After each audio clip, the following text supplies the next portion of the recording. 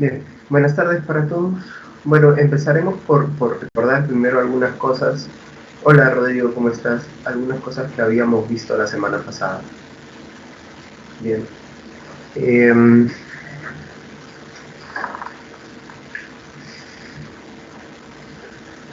El caso de lo que vimos la semana pasada estaba relacionado básicamente con introducirnos, hola Yadira, al problema de lo que era la filosofía, a entender un poco lo que significaba la actividad filosófica. Buenos días, Manuel. Hola, Ariana, ¿cómo estás?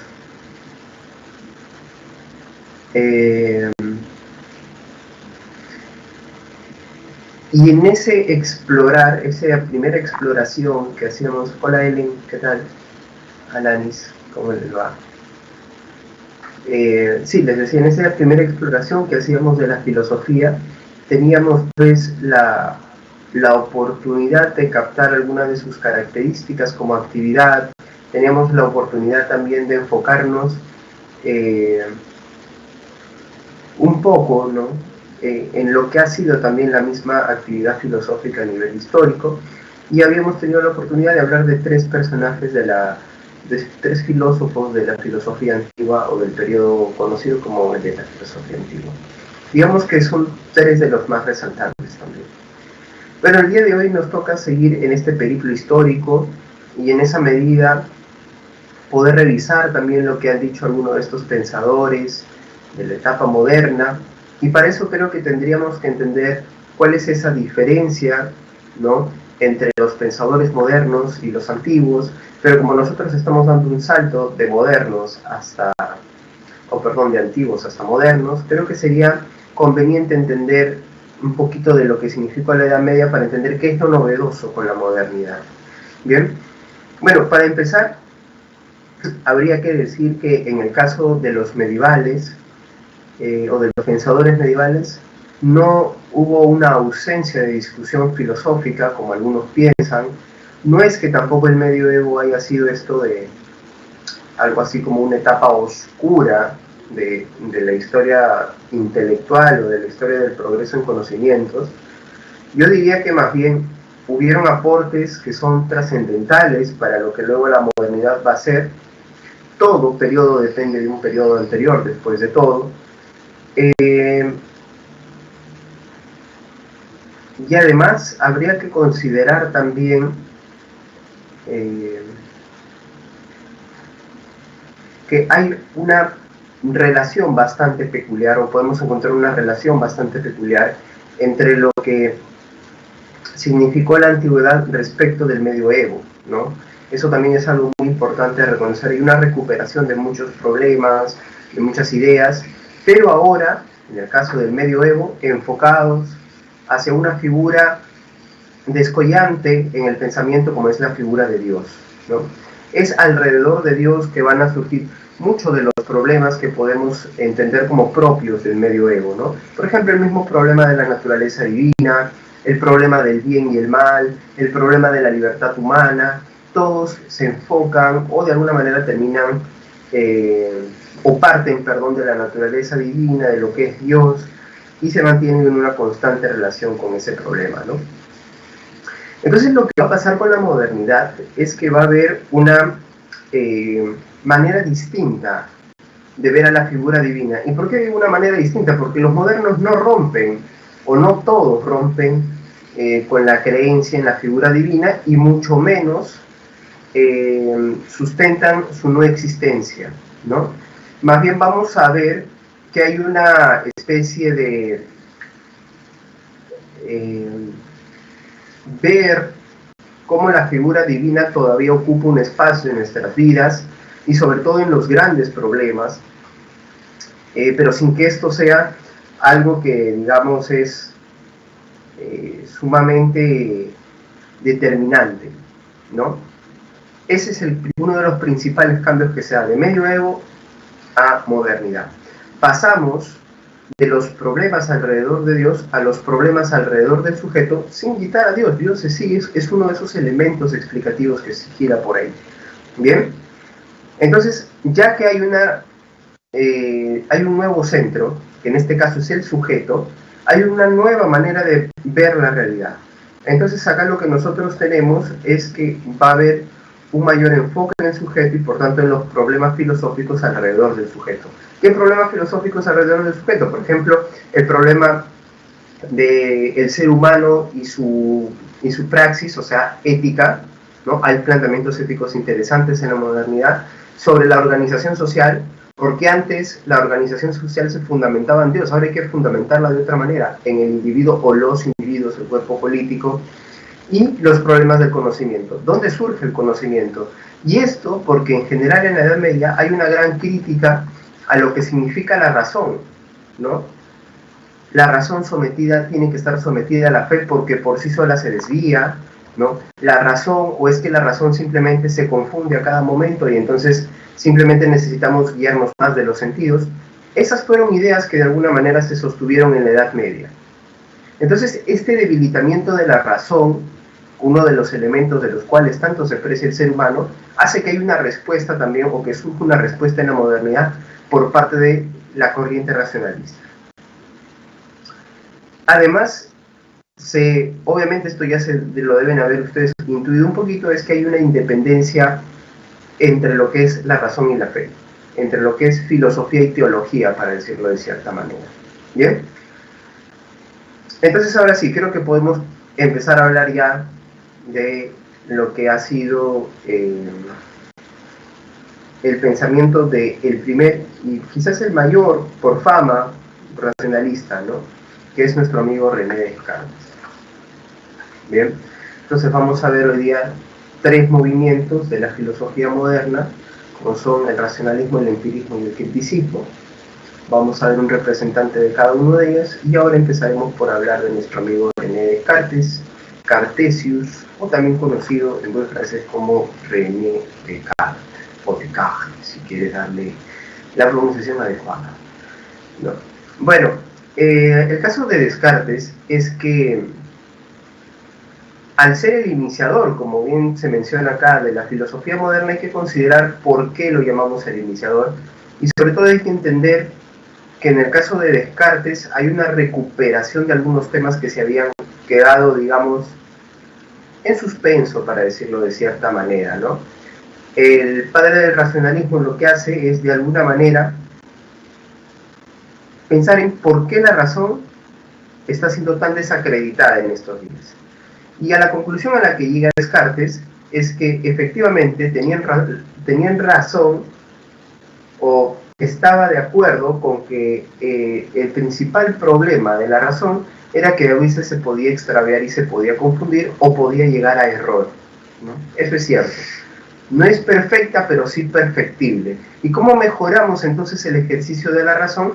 A través de un método, y esto es lo que nos va a contar básicamente Descartes en su libro El discurso del método, donde va a plantear un método a través del cual él piensa que se pueden alcanzar verdades o certezas gracias a la razón. El método que él va a plantear se le conoce como duda metódica. ¿Qué es la duda metódica? Aplicar la duda consciente y cuidadosamente a todo lo que se presente en la realidad. Esa es la famosa duda metódica. ¿Bien? Esta duda metódica, ¿sí?, es definitivamente una de las maneras más atrevidas que ha tenido la filosofía de proponer un nuevo método para el estudio y la problematización de algunas cosas en materia de conocimiento.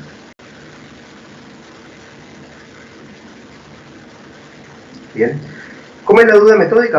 Básicamente consiste en no dar nada por cierto si antes no he dudado de ello. ¿Estás seguro de que existe la realidad? Sí, claro, ¿no? Todos los días estoy en ella, me muevo, hago cosas. Y no cabe la posibilidad de que esta realidad sea una especie de espacio ficcionado, imaginado, donde hasta todo lo que tú crees que sientes en verdad solamente es una especie de sensación transmitida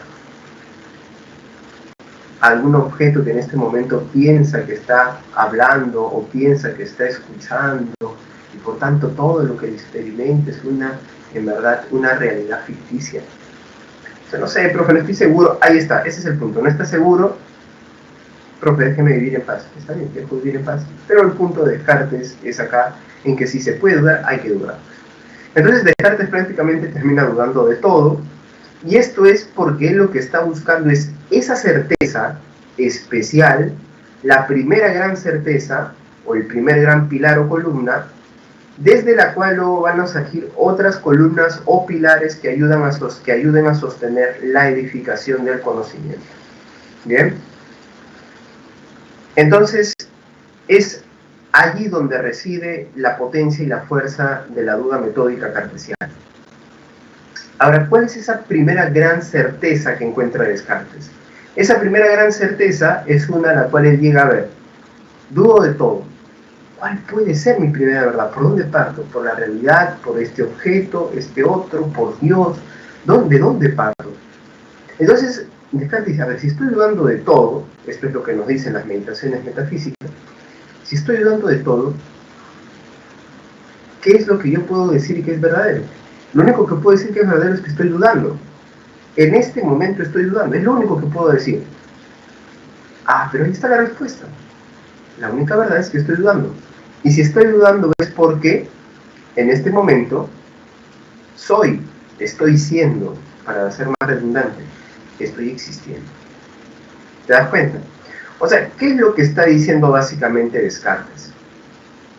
Que si en este momento yo pienso, es porque existo. En otras palabras, la famosa frase, pienso, luego existo, ¿qué quiere decir?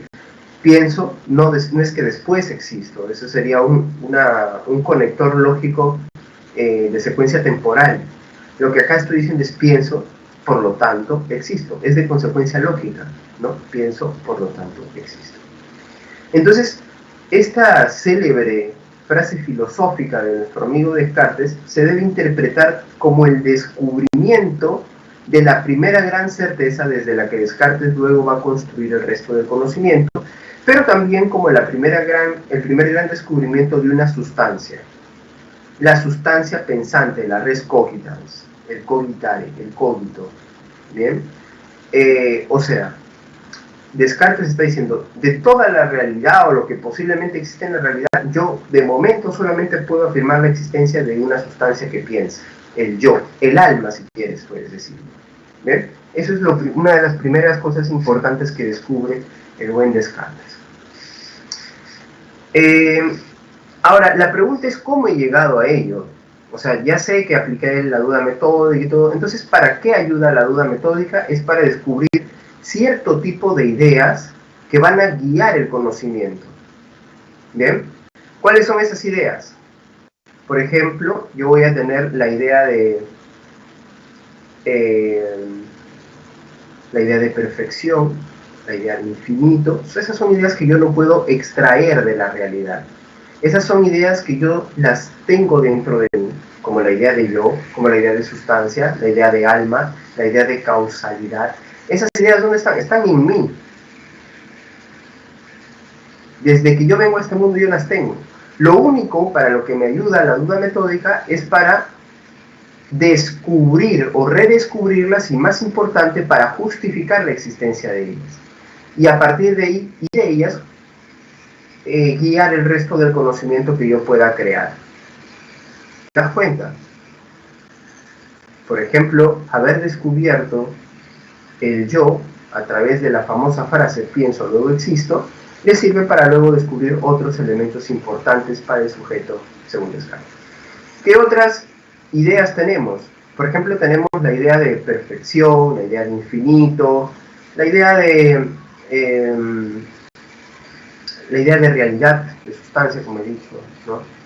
Ahora, esta idea de perfección hace que hay algo importante en Descartes, como es la concepción de Dios, ¿no? Porque recuerden que uno de sus más famosos libros, Las Meditaciones Metafísicas, tiene un nombre un poquito más largo, ¿no? Meditaciones Metafísicas, en las que se demuestra la existencia de Dios y la inmortalidad del alma, ¿no? Ese es el nombre completo, si es que no he cometido alguna imprecisión al momento de mencionarlo. Y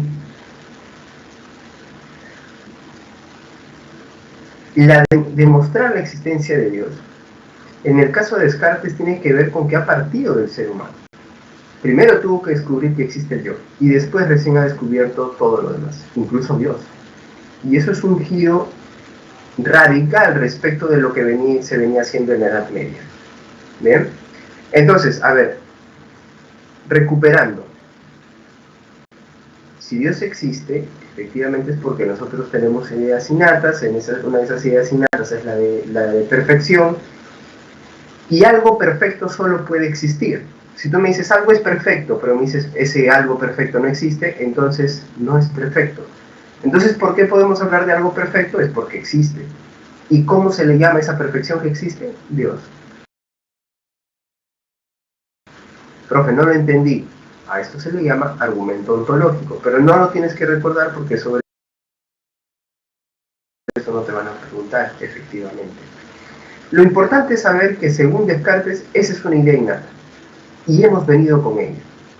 Entonces las ideas innatas, que ya he mencionado, son las que ayudan a guiar el conocimiento, y recuerda, están en tu razón desde que tú vienes a este mundo. De ahí que la importancia en el conocimiento radica en la razón y no en los sentidos para Descartes. El conocimiento verdadero está ¿dónde? En la razón. Pero, profe, ¿los sentidos también dan información, dan contenido? Sí.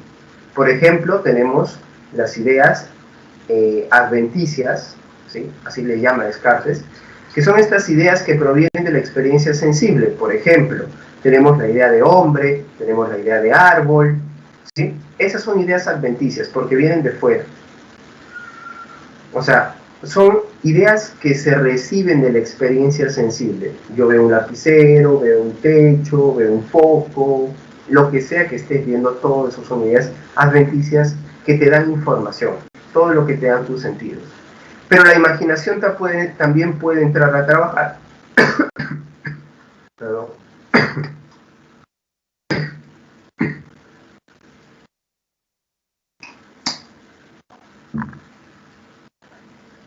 Y lo que pasa es que cuando la imaginación entra a trabajar, puede jugar, puede hacer una mezcla de lo que le ha brindado la experiencia sensible. Entonces, esas ideas, producto de la imaginación, jugando con la información sensible, se llaman ideas facticias. Ajá. Facticias, no ficticias. Esas ideas facticias, por ejemplo, pueden resultar de haber unido un caballo con alas. Eso que te da el caballo al lado de Pegaso, ¿no? La idea de las mujeres fusionadas con peces, sirenas, ¿no? La idea del hombre fusionado, o del ser humano fusionado con un toro, el minotauro, y así, y así. Todas son ideas facticias productos de la imaginación. Que, ojo, no se reducen a la mitología ficcional, sino que también podríamos hablar de los objetos o las herramientas que va construyendo el ser humano, uniendo elementos que él va recibiendo de la experiencia sensible, ¿no? Entonces, eso es un poco lo que nos deja Descartes. Bien, la importancia de la razón al momento de conseguir conocimiento seguro, gracias a las ideas innatas, y obviamente el hecho de que el ser humano es el fundamento desde el cual se tiene que pronunciar y producir toda explicación lógica. ¿Bien?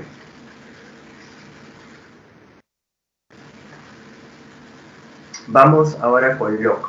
Si alguien tiene una pregunta, por favor, la escribe con toda la confianza en el chat, que ya saben que yo los leo en algún momento. Bien, pero de momento creo que todo claro, ¿no?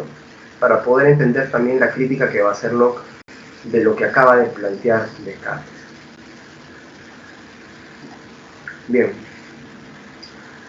John Locke, desde un lado no solamente distinto, sino que hasta opuesto al de Descartes, hará una observación crítica, precisamente del racionalismo, Y precisamente considerará Locke que el racionalismo es erróneo por concebir las ideas innatas. O sea, si le das importancia a la razón es porque crees que hay ideas innatas.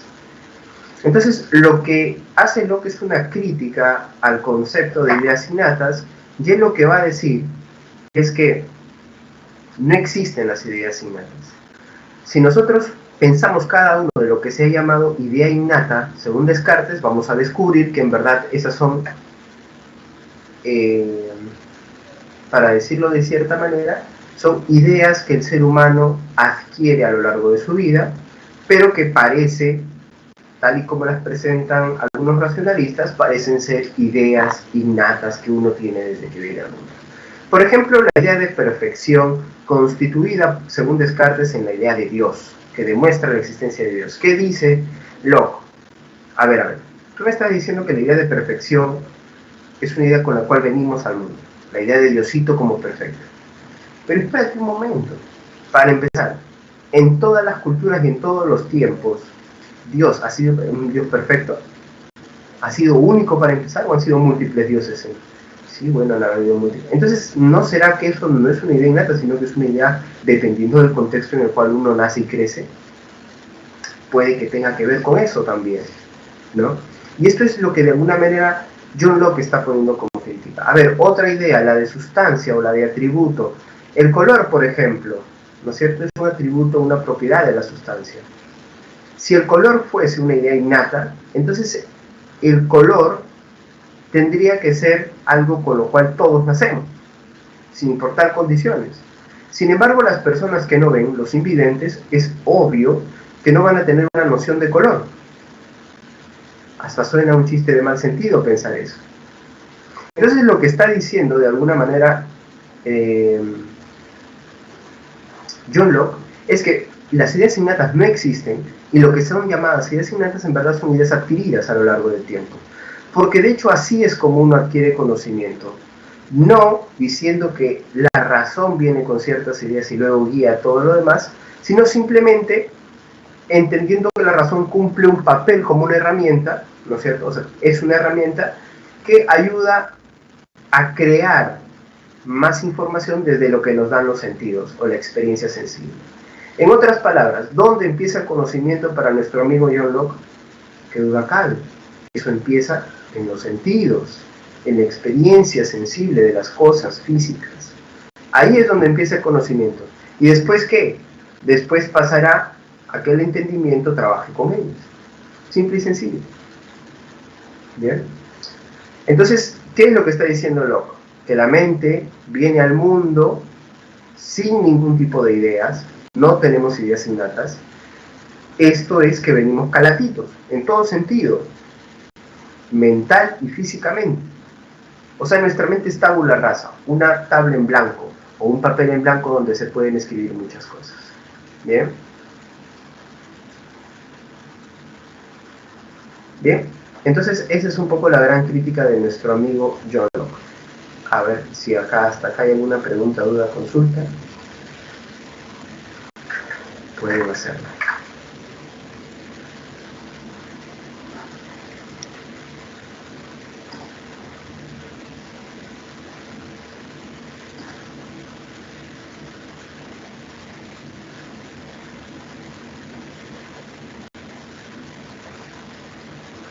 Bien, vamos con Kant entonces.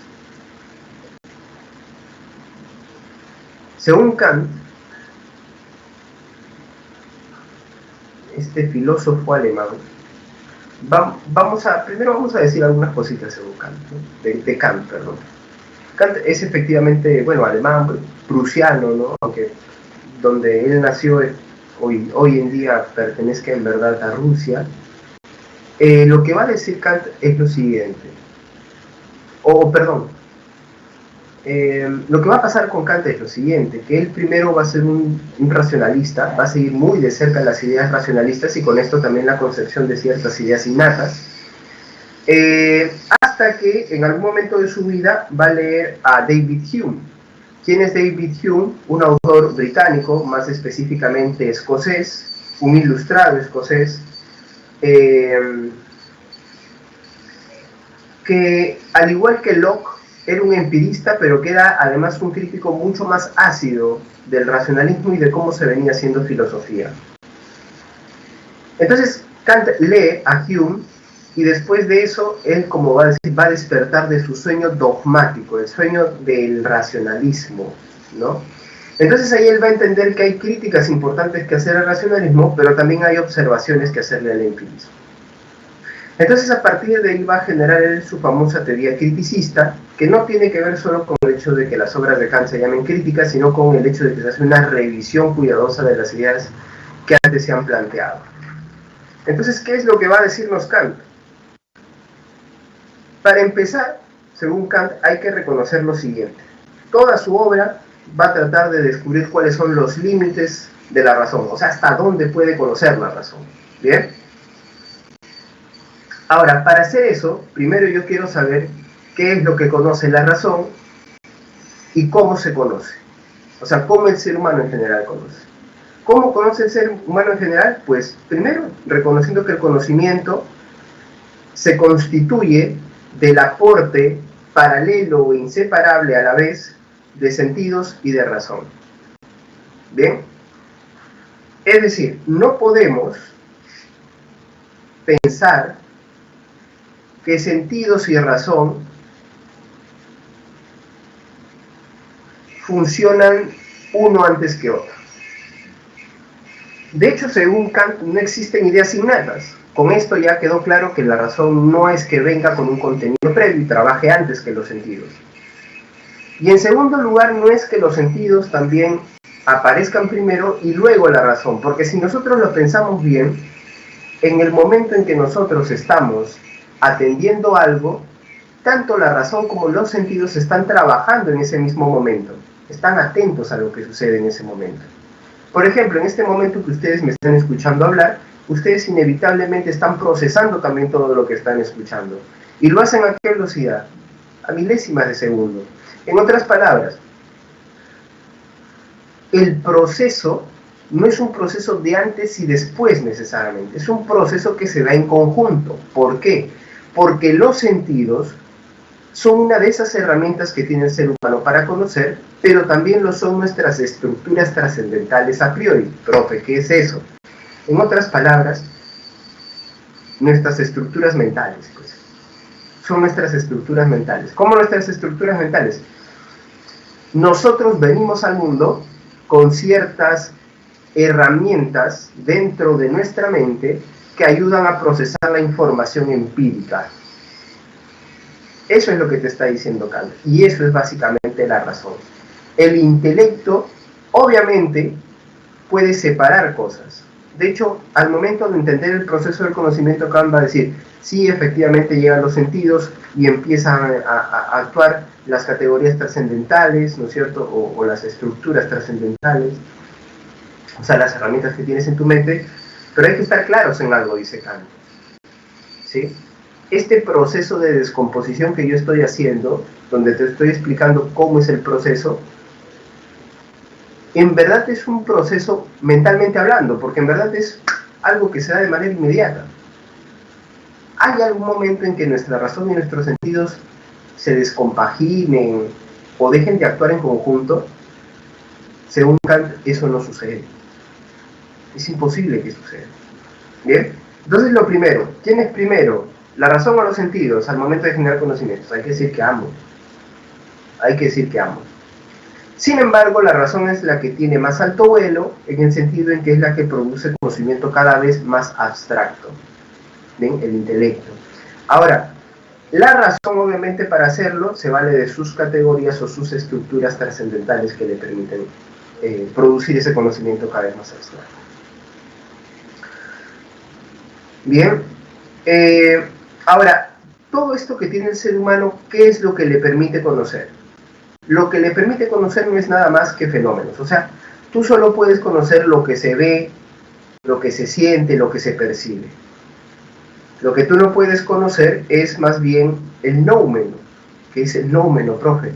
Según Kant, todo objeto que está en la realidad tiene un aspecto de su ser que tú no puedes conocer. hay algo que se te escapa siempre. ¿Por qué? Porque para empezar los objetos tienen infinitas cualidades y tú no vas a conocer todas sus cualidades. Entonces siempre hay algo que tú no puedes conocer. O sea, conocer el todo de un objeto es imposible. Pues algo así como lo que se dice de las personas, ¿no? Nunca terminas de conocer a una persona. Bueno, algo así pasa con todo cuanto existe, según Kant.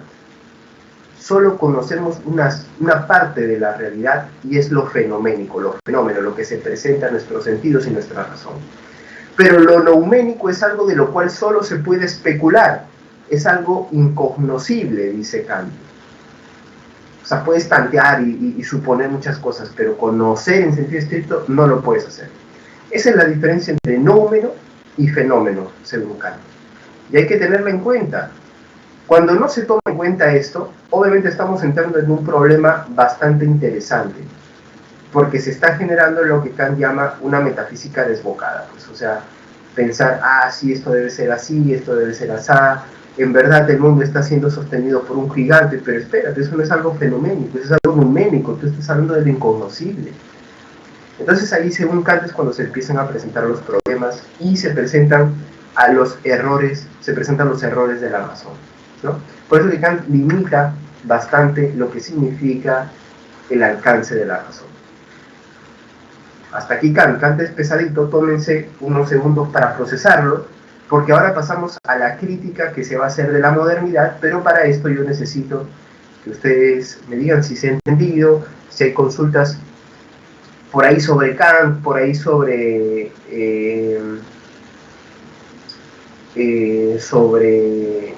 Locke, sobre Descartes, alguna duda que no haya, algo que no haya quedado claro al momento de comparar ambos, con toda la confianza del mundo. Si se entendió, me dice Cristi, gracias.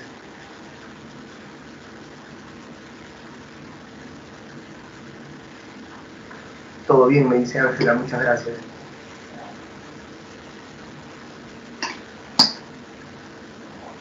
Muy bien, Rodrigo.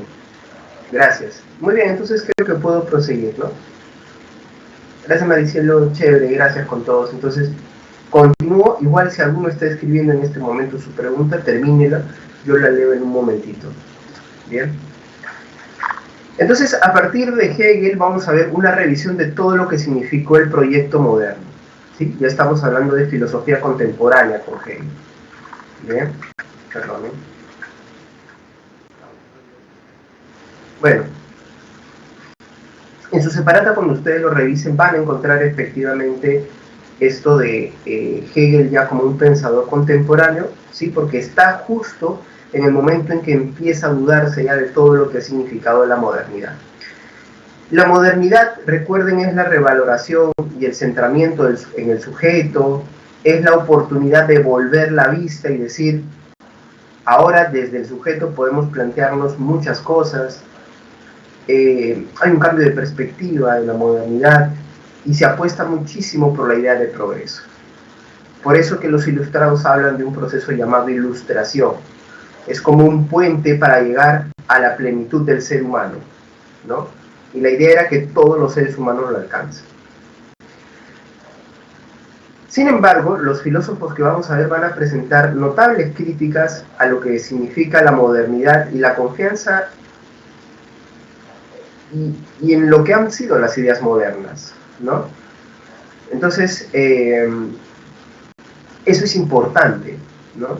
Entender que hay una constante dinámica de diálogo entre lo que es cada filósofo y lo que representa ese filósofo. Así, aunque Locke, Descartes y Kant, que son filósofos modernos, pueden discrepar entre sí a nivel nociológico o de problemas del conocimiento, vamos a darnos cuenta de que mantienen un grupo de ideas que son altamente compatibles con los preceptos de la modernidad. Recuperación del ideal del sujeto, apuesta en o confianza en el sujeto para saber que puede mejorar su vida, progreso, ¿no? Esas ideas modernas van a ser importantísimas. Me pregunta Nicolás, profesor, ¿René Descartes y John Locke pertenecen a la etapa antigua, a la edad antigua? No, ellos son modernos. Cuando me refiero a modernos no quiero decir que sean actuales, ¿no? Por cierto, con modernos quiero decir que son desde el siglo XV, ¿sí? O sea, fines del siglo XV, 1400 fines, hacia más o menos inicios del siglo XVIII o un poco más del siglo XVIII quizás. No, en verdad sí, más, finales del siglo XVIII, ¿no? Donde los proyectos ilustrados se piensan a expandir por el mundo. Sí, digamos que casi hasta 1790 podríamos hablar de la modernidad, y si no, un poco más. No tiene que haber un límite claro tampoco. Así que antigua no es, Nicolás, se le dice moderna, ¿no? Modernidad. Bien, entonces, ¿qué es lo que plantea Hegel? George Wilhelm Friedrich Hegel, este alemanazo, ¿qué es lo que va a plantear? Bueno, él va a decir lo siguiente. Él va a decir, de nada, Nicolás. A ver, para empezar, Kant no le bastó con dividir el mundo en sujeto y objeto. También lo tuvo que dividir en fenómeno y nómeno. O sea, la realidad la dividió en fenómenos y nómenos. Y según Hegel, esto no parece tener demasiado sentido. ¿Bien? Me pregunta Alanis lo siguiente, profesor, ¿por qué se separaron en moderno y contemporáneo? Bueno, a ver, los historiadores del pensamiento filosófico pueden tomar distintos criterios para dividir los periodos filosóficos, ¿ya? Esto es lo cierto. Pero la verdad es que en el caso de Edad Media, Modernidad, Antigüedad, vamos a ver que sí hay un cambio muy notorio, ¿no? De la manera en cómo se enfocan los problemas y en qué tipo de problemas se enfocan efectivamente. El caso es que los contemporáneos son una revisión del proyecto moderno, ¿no? Entonces, si hay que buscar un criterio, ¿por qué les llamamos contemporáneos y no les seguimos diciendo modernos? Es porque ya no confían tanto en el proyecto moderno, ¿no? De ahí viene una serie de teorías que lo van a cuestionar. ¿Bien? A ver, entonces vamos a Hegel. Hegel para algunos es, de hecho, un punto cumbre de la modernidad, aunque no necesariamente es un racionalista, un empirista, un criticista. Vean ustedes por qué. Para empezar, como les decía, Hegel está criticando esa división que ha hecho Kant. Fenómeno, nómeno, sujeto, objeto. Espérate, ¿qué estás hablando? En verdad, si tú te pones a pensar bien, la realidad es un todo, no hay divisiones.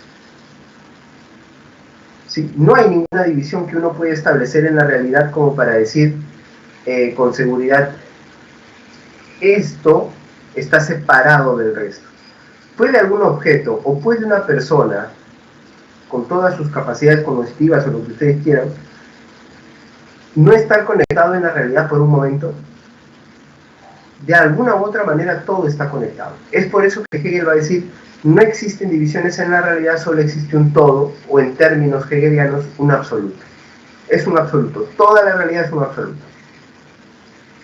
Y todo lo que está en la realidad es de la misma naturaleza, por tanto la razón misma, el pensamiento, es real, o sea, es parte de la realidad. Acá viene la famosa frase de Hegel, todo lo real es racional y todo lo racional es real. O sea, todo lo que uno piensa, no lo que uno imagina, todo lo que uno piensa es porque tiene cierta, es porque es real, ¿no? O sea, está en la realidad. Entonces lo que dice Hegel, ¿sí?, es que lo que él está pretendiendo con esta primera disolución de las divisiones en la realidad es reconocer que existe un conocimiento absoluto, ¿sí? La realidad en verdad es una sola, no hay varias realidades, no hay lo noménico, lo fenoménico, no, hay una sola. Y este está en un movimiento dialéctico que permite entender por qué las cosas parecen distintas y diferentes. ¿Bien? Este movimiento dialéctico es un movimiento de oposiciones constantes que van a tener una finalidad, ¿sí? Un saber absoluto. Entonces, ¿qué es lo que propone acá Hegel? Hegel va a proponer lo que se ha conocido más adelante como la dialéctica hegeliana. ¿Qué es la dialéctica hegeliana? Pasar de una tesis a una antítesis y posteriormente hablar de una negación de la negación o una síntesis. Por ejemplo, yo digo tesis, algo que veíamos hace un momento. La facultad fundamental en el conocimiento es la razón.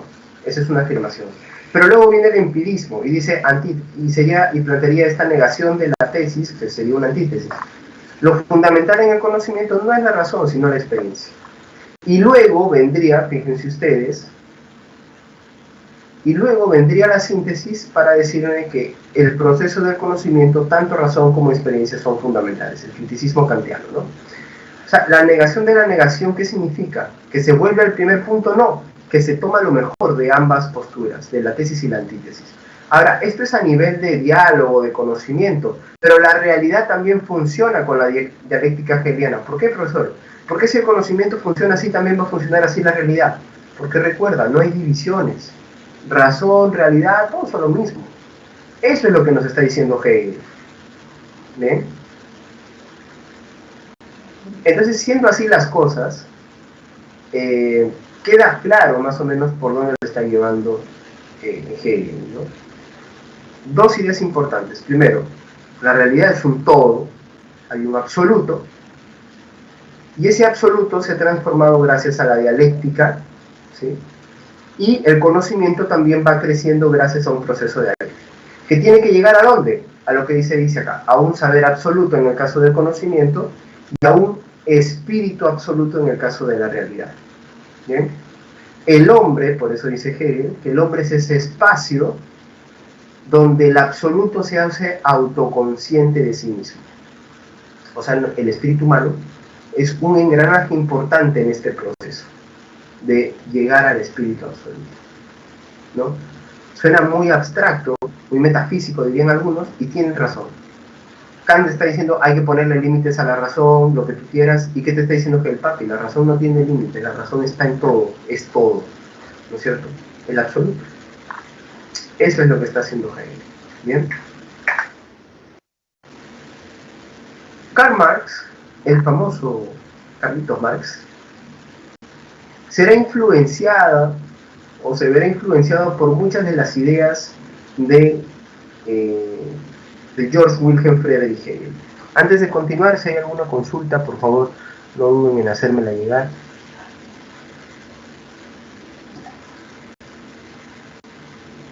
Si no hay consultas, no hay problema tampoco. Profe, ¿cómo era la parte de la síntesis del anterior? Sí, la síntesis hegeliana.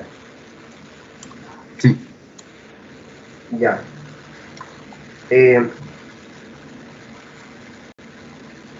A ver.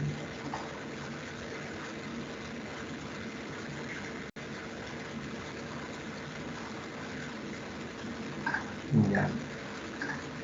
Volvamos un ratito entonces. Ya. Buena pregunta, Rodrigo, y muchas gracias porque me permite aclarar por si más personas no lo han entendido. En todo lo que existe, conocimiento, historia, economía, sociedad, en todo lo que existe, según Hegel, porque se trata de un todo, esta dialéctica es lo que explica por qué las cosas se mueven y van cambiando. ¿Bien? Eso es lo primero. Ahora, ¿en qué consiste esta dialéctica o dinámica hegeliana exactamente? En que primero tiene que haber una afirmación, un ser, una negación de ese ser, una antítesis o negación, ¿bien? Y luego a esta negación última que se había puesto, le viene otra negación, ¿bien? Pero esa negación de la cual está hablando Hegel, no lleva otra vez a la tesis, sino que lleva a una síntesis, donde se aprovecha lo mejor de la tesis y lo mejor de la antítesis para resolver ese problema. Ahora, esa síntesis, ¿no?, a la cual se ha llegado, ojo, no es que sea una síntesis definitiva, sino que esa síntesis se vuelve a transformar en una tesis para nuevamente recibir una crítica, una negación, una antítesis y así. O sea, es una dinámica cíclica, constante, que se repite una y otra vez.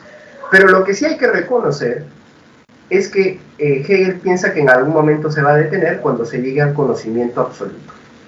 O sea, para Hegel eso sí es un objetivo que se va a alcanzar en algún momento. ¿Bien? Y quizás voy a permitirme engarzar tu pregunta, Rodrigo, con la que me hace Manuel por el chat. Dice, si Hegel le atribuyó un papel importante a la historia, y dice que sí.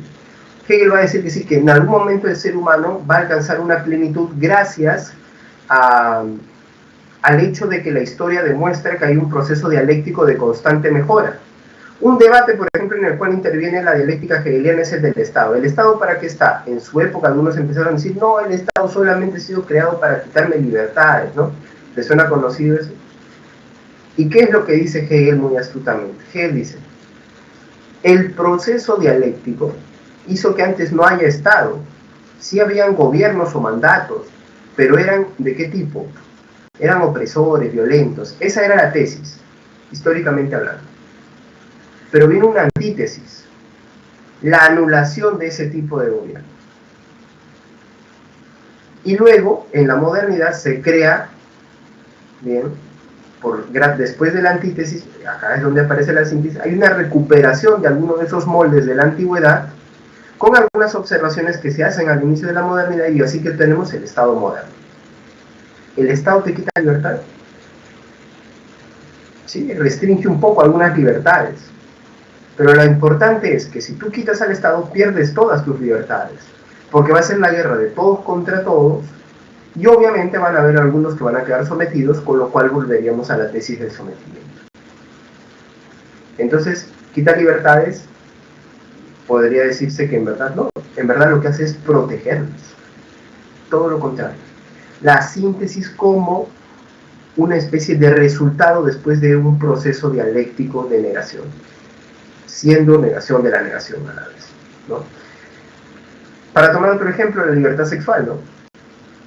Hubo una etapa muy conservadora respecto de cómo se veía la sexualidad, luego vinieron los años movidos desde los 60 hacia adelante, y hoy en día, aunque algunos siguen hablando de una explosión de la sexualidad, quizás en algún momento va a llegar a ser, y va a haber una negación de la negación, y luego va a haber esta síntesis que conciba bien un equilibrio en cómo se debe percibir la sexualidad. ¿Te das cuenta? O la libertad sexual. Entonces hay una manera hegeliana de enfocar todos los problemas. Para que no me gane el tiempo, paso rapidito a explicar un poquito de Marx, porque de Marx hablaremos con más detenimiento en filosofía política, que es donde mayor trascendencia ha tenido un poco el trabajo de Marx, ¿no? Ahora, lo que hace Marx es tomar la idea de la dialéctica hegeliana y aplicarla a la historia, a la sociedad y la economía, pero en un sentido no idealista, porque recuerden que Hegel podría verse como un idealista por estar hablando todo el tiempo de lo absoluto, no, sino aplicado a la materia. Es por eso que las ideas de Marx se conocen como materialismo histórico. ¿Qué es lo que va a decir Marx? Básicamente, sencillo. Esa dialéctica que se ha venido dando en la historia es una dialéctica que se da entre clases sociales. ¿Y por qué surgen las clases sociales? Simple y sencillo, porque el hombre es un ser de trabajo. El hombre es un ser que se ha constituido a sí mismo gracias al trabajo. Y el trabajo ha hecho que surjan las relaciones sociales de producción. ¿Quién trabaja la tierra? ¿Quién fabrica las herramientas? Pero lo importante también es que surgen estas diferencias desde las relaciones sociales de producción, estas diferencias que convierten a unos en dominantes y a otros en dominados, según Marx. Entonces tenemos que el que es dueño de la tierra no siempre es el mismo que la trabaja. El dueño de la tierra recibe un mayor beneficio y además tiene tiempo libre, y así va creciendo su poder paulatinamente. Bien, entonces así es como se van a dar estos problemas, según Marx, propios de cada tiempo. Y así siempre han habido estas dos clases antagónicas, ¿no? Tesis y antítesis. Si se da una síntesis, queda una nueva clase, ¿no? Existía, por ejemplo, amos de esclavos, se enfrentaron y surgió de esa una nueva clase, la del señor feudal. Está el señor feudal con el siervo. Pero Marx no tiene, gracias señorita, pero Marx no tiene una visión tan positiva como Hegel, de que estamos mejorando, sino todo lo contrario, esto está que se pone cada vez peor, porque los poderosos son cada vez más poderosos, y esa brecha que existe entre dominantes y dominados es cada vez más grande, más insalvable. Y es a partir de ahí que va a proponer nuestro amigo Marx la revolución comunista, del cual hablaremos más adelante. Entonces, ¿qué es lo que te está diciendo Marx? que tu manera de ver el mundo depende mucho de las relaciones sociales de producción o del ser social que te tocó. O sea, tus condiciones materiales te hacen ver el mundo de cierta manera. Porque esta persona solamente piensa en hacer dinero, en crecer económicamente, porque quizás no tenía nada en sus condiciones sociales originarias. Por eso es que Marx va a proponer, si tú quieres cambiar el pensamiento, tienes que cambiar también la condición socioeconómica, ¿no? O sea, la estructura material. Es la única manera de eliminar las formas de dominio mental, pero también las formas de dominio reales, ¿no? Es por eso que la crítica de Marx también va hacia los filósofos, ¿no? Dice, ellos han tratado ellos lo que han hecho ha sido interpretar el mundo de diversas maneras, proponer teorías muy bonitas, pero no lo han transformado. De lo que se trata es de transformar. ¿Bien? En el caso de Nietzsche, vamos a encontrar también una gran crítica, pero en este caso una crítica al mundo occidental tal y como él lo ve. Lo que piensa Nietzsche es que la cultura occidental lo que ha hecho ha sido invertir los valores. ¿Bien? Desde Platón y atravesando el cristianismo, según Nietzsche, lo que ha sucedido es que había una forma de concebir al mundo, o con ello surgió una forma de concebir al mundo, donde los débiles rechazaban al mundo, porque no les gustaba este mundo, y que decían, hay un mundo mejor en otro lado. Platón, el mundo de las ideas, los cristianos el paraíso, lo que sea. Y lo que opina Nietzsche es que es obvio que esta es una manera de ver el mundo construida por débiles y para débiles, porque obviamente al débil no le va a gustar este mundo porque su condición no es una condición que a él le alegre. Pero lo cierto es que en este mundo siempre hay gente que va a ser superior, gente que va a ser inferior, y hay que terminar por aceptarlo. Entonces así es como según Nietzsche el mundo se divide en dos tipos de personas. Personas superiores, libres, que hacen leyes, que dirigen, nacidas para gobernar, mandar, y los que han nacido para obedecer. Los valores se han invertido, dice Nietzsche, porque ahora el débil es el fuerte y el fuerte es el débil. Es una moral o una tabla de valores invertida. ¿Y qué es lo que hay que hacer? Recuperar la voluntad de poder. Eso nos va a llevar a un verdadero progreso, no este falso progreso que está proponiendo la modernidad. Es engañoso porque niega la vida. No quieres aceptar que la vida es sufrimiento, muerte, no, acéptalo. Entonces, ¿qué es la vida? La vida es el valor superior de toda existencia. Tienes que amar la vida con todo lo que esto implica. Por tanto, eso es una corriente vitalista. ¿Bien? Eso es más o menos lo que va a proponer Nietzsche, lo que en buen peruano se resume a la famosa frase de la intelectual peruana, Susi Díaz, vive la vida y no dejes que la vida te viva. Muy bien, chicos, acá nos vamos a quedar. Les dejo las claves para su separata de esta semana. Por favor, tomen en cuenta. Claro. Algunos lo toman así, como voluntarismo irracional. Pero yo cuestionaría un poco lo de irracional. Pero sí, lo que propone Nietzsche, y eso lo vamos a ver en estética, es una recuperación de las pasiones del hombre. No temerle a esas fuerzas que tienes dentro de ti, a esas fuerzas violentas y demás. Esa es una manera también de entender la vida. Resumidamente, Nietzsche abarca una crítica a toda la modernidad, Nicolás. Es una crítica a toda la modernidad y a esta idea de razón, progreso, de ser buenos moralmente hablando, ¿no? Es una crítica demoledora a todos los presupuestos de la cultura occidental, ¿no? Según él, esos presupuestos son presupuestos de que se ha construido desde la debilidad. Bien, chicos, no puedo quitar más tiempo al siguiente profesor. Les agradezco la atención, las preguntas, nos vemos la próxima semana. Por favor, si tienen preguntas, me las traen. Bien, acá nos quedamos. Hasta luego, chicos. Bye, bye. Buena semana y pues mucho mejor fin de semana para todos ustedes. Gracias a todos ustedes. Sí, también dice Rodrigo. Amar nuestro lado negativo de alguna manera, sí. Chao, chao. Nos vemos. Hasta luego con todos.